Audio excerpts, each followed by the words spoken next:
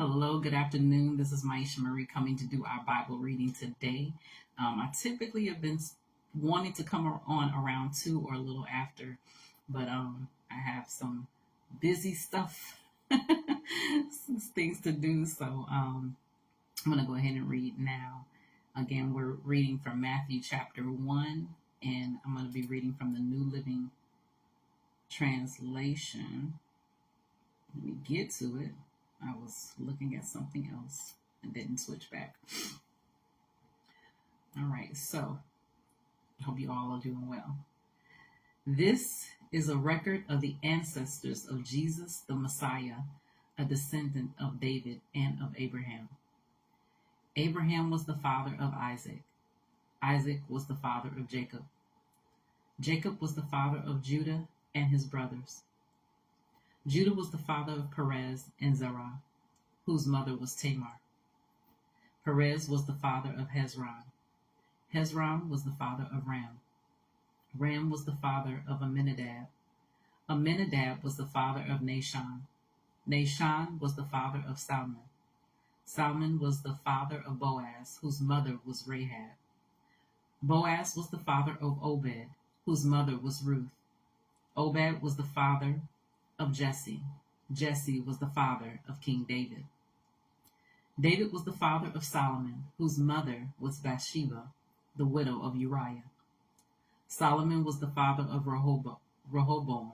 Rehoboam was the father of Abijah. Abijah was the father of Asa. Asa was the father of Jehoshaphat. Jehoshaphat was the father of Jehoram.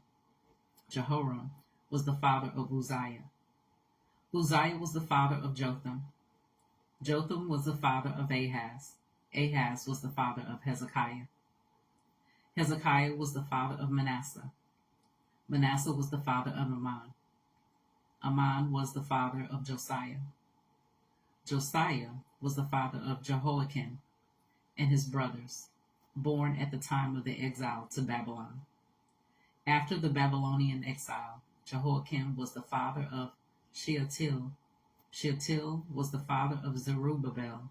Zerubbabel was the father of Abiud. Abiud was the father of Eliakim. Eliakim was the father of Azor. Azor was the father of Zadok. Zadok was the father of Akim. Akim was the father of Eliud. Eliud was the father of Eleazar. Eleazar was the father of Mathan. Mathan was the father of Jacob. Jacob was the father of Joseph, the husband of Mary. Mary gave birth to Jesus, who is called the Messiah. All those listed above include 14 generations from Abraham to David, 14 from David to the Babylonian exile, and 14 from the Babylonian exile to the Messiah. This is how Jesus, the Messiah, was born.